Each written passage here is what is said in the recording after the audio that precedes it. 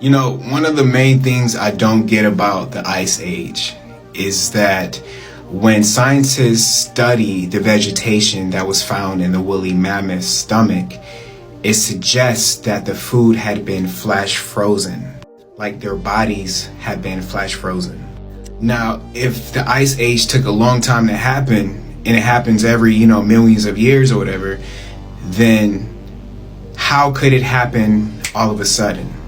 And one more thing, they are now saying that they can replicate a woolly mammoth, like they can recreate a woolly mammoth by taking old DNA. So who created the first one, and how we know this ain't a simulation? 5D Mystery School.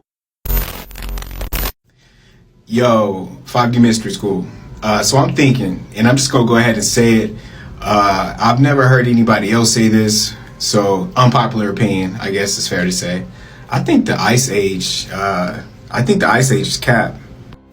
How can you have, supposedly, as we're taught, how can you have a round Earth and floating in the middle of space, supposedly, and somehow the water is staying onto this floating ball, and then somehow all of that water freezes, and that creates an ice age. And somehow Antarctica is still frozen today, and we have an ice ring that is still frozen today. So my question is, was the ice age actually like a great reset, right? Like a flash freeze to build up the ice wall to keep inhabitants from going beyond the ice wall. So it's like constructing a boundary, like setting the stage, but needing to flash freeze everything to build the ice wall surrounding everything. This may be nothing, but I thought it interesting. Why would the CIA have on file a book from this guy who's detailing the coming of a ice age? You can just pause to take a look at what it says. This was in Scientific American, what thawed the last ice age. You can pause to read what it says.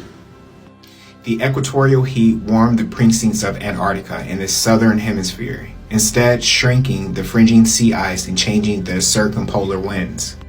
As a result, and for reasons that remain unexplained, the waters of the Southern Ocean may have begun to release carbon dioxide, enough to raise concentrations in the atmosphere by more than 100 parts per million over millennia, roughly equivalent to the rise in the last 200 years. Just where the carbon dioxide came from remains unclear as well, of course. There is no convincing evidence that a sufficiently large reservoir of old metabolic carbon existed in some mysterious location in the glacial ocean, only to be ventilated during deglaciation. This is from CNN, of course. 2 degrees. Do ice ages debunk climate science? This is from NPR. Can you dig it? More evidence suggests humans from the ice age. Pause to read. Basically, these human remains were in a layer of soil that also contained bones from animals that lived in Florida during the Ice Age: mastodons, giant sloths, saber-toothed cats. Well, let me take you on a quick side note. Okay, so the digger you deep, the more history you find, right? Every time that they go underneath ground, they find history from the past. And a lot of this is due to floods, right? Because you have mud floods, especially. You have mud floods that come, the mud settles, you can build on top of the mud, new foundations. Every new mud flood that comes, you can build on top of that. And you just have cities built on top of cities, built on top of cities. So this is why when you look at, old monuments, you often find that part of them is buried underneath the ground. As we spoke about before with Tartaria, you have entire civilizations, cities, history that's hidden on the ground. And with a lot of these cities and architecture and monuments, you can see it was as though people were just existing, and out of nowhere a flood just came, and that's why half of these buildings are buried underneath the ground. I mean, you saw what just happened with Pakistan. You have an entire country that's underground, as I spoke about before with Lake Lanier. You have entire towns that are underneath the ground. And in the past, you had just these major floods that came and wiped out entire cities. And if that flood was a mud flood, as I said before, that mud was settled and then you can build on top of that city. So this is why when we dig underneath the ground, we find bones, we find pyramids, we find cities. It's because it was a flood that buried that history, and we're just literally time traveling, going back in history, finding these time capsules that weren't even meant to be time capsules. So a lot of these ancient buildings, right, they were repurposed and turned into something new. That's why they won't say they were built in the year following. It say that they were founded in, because they found these buildings in whatever year that follows. And this history isn't taught, so you really have to dig deep if you want to find the light, because a lot of it is hidden. Here's another article from Scientific American.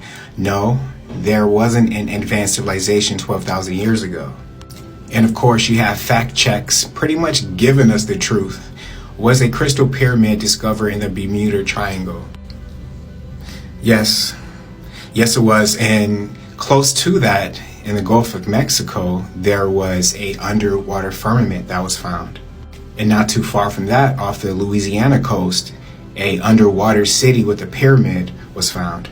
So what they're calling the Ice Age could be capped. It could have been just the construction of the ice wall, because for a ice age you need a massive amount of cold air, and they say cold air comes from where?